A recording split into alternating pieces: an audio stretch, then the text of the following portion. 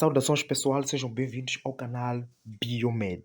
Pessoal, hoje nós teremos uma aula bem rápida, teremos mais um resumo sobre o complexo de Golgi.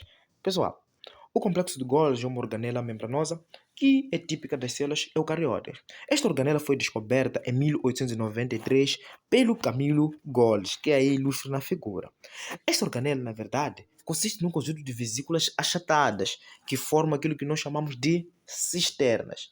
É importante salientar que esta organela aqui apresenta, na verdade, um conjunto de membranas e que apresenta também uma zona interior em que as substâncias ficam empacotadas, que nós chamamos de lúmen do complexo de Golgi.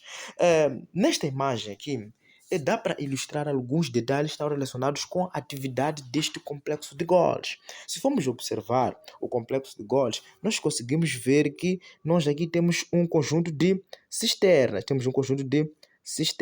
e temos uma parte da cisterna que corresponde à face cis, né, do meu complexo de Golgi, e tem outra parte das cisternas que corresponde à face trás do complexo de Golgi. O que seria a face trás ou o que são cisternas cis? Quando falamos de cisterna cis ou cisterna trás, a cisterna cis é aquela que encontra-se perto do retículo de endoplasmático. É aquela parte da cisterna que na verdade está voltada ao retículo endoplasmático. Corresponde a esta parte que indico neste exato momento. Então, esta cisterna que está voltada, né, ao retículo endoplasmático, aqui está o nosso retículo endoplasmático, nós chamamos de cisternas cis, que vai formar aquela que é a face cis. E por volta também, por outro lado, temos aquela parte que está mais distante, que corresponde à parte distante deste retículo endoplasmático, que é a nossa face trans. Então, muito simples e muito fácil. Além disso, nós podemos encontrar também um conjunto de cisternas médias, né, que ficam entre a cisterna cis, ou entre cisternas cis e as cisternas trans. Muito simples e fácil. Então, nós temos a cisterna cis, que na verdade está próxima ao retículo endoplasmático, que é esta que eu destaco nesse momento, e também temos as cisternas trans, essas que na verdade encontram-se no lado oposto ao retículo endoplasmático. Lembrando que na aula passada nós tivemos um resumão sobre o retículo endoplasmático. Então, meus caros, as cisternas cis também são conhecidas como portas de entradas.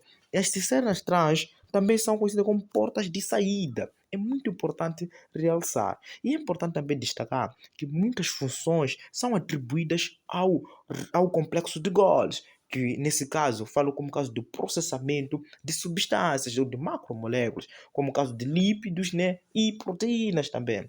E além disso, esta organela também é responsável por empacotar certas substâncias. Vai empacotar certas substâncias. E não só, também é responsável por originar o famoso acrossomo. O que seria, na verdade, o acrossomo? Quando falamos de acrossomo, nós estamos a falar de uma vesícula, né, que dentro dela nós encontramos enzimas, que é responsável por perfurar o ovócito secundário, de modo a permitir que ocorra a fecundação. Muito simples como tal. Então, o acrossomo, que é esta vesícula que nós encontramos ao nível do espermatozoide, né, que é responsável por perfurar o ovócito secundário, né, de modo que ocorra a fecundação. Ela, na verdade, essa vesícula é produzida pelo complexo de Golgi, né? Então, muito simples e muito fácil. Além disso, o complexo de Golgi também participa em processo de glicosilação, que falei também na aula anterior, que eu disse que o retículo endoplasmático rugoso também poderia exercitar essa função de glicosilar. Então, o complexo de Golgi também é um glicosilador, né? Vai adicionar açúcares, né, a outras macromoléculas, como o caso de proteínas e lípidos, de modo a formar os glicolípidos e as glicoproteínas. Também participam no processo de formação de lisossomas. Matéria da próxima aula, do próximo vídeo, nós vamos falar sobre lisossomas. Então, vamos lá entender como é que funciona esse sistema de endomembranas, como é que funciona. Olha, meus caros, isto é muito simples. Se for observar aqui na figura, é possível notar que nós sabemos que o retículo endoplasmático produz substâncias, vai produzir como caso do quê? De proteínas, né? Muito simples. O retículo endoplasmático que produz proteínas é o retículo endoplasmático rugoso. Essas proteínas, né? Elas podem ser empacotadas dentro de vesículas de transporte e podem ser transportadas para o complexo de Golgi, onde essas proteínas serão transformadas, onde serão empacotadas. Em alguns casos também essas proteínas podem ser glicosiladas. Muito simples, muito fácil e superficial. Essas proteínas, elas vão entrar no complexo de Golgi através da face cis ou através das cisternas cis, que são as portas de entradas de substâncias ao nível do complexo de Golgi. Muito simples e fácil.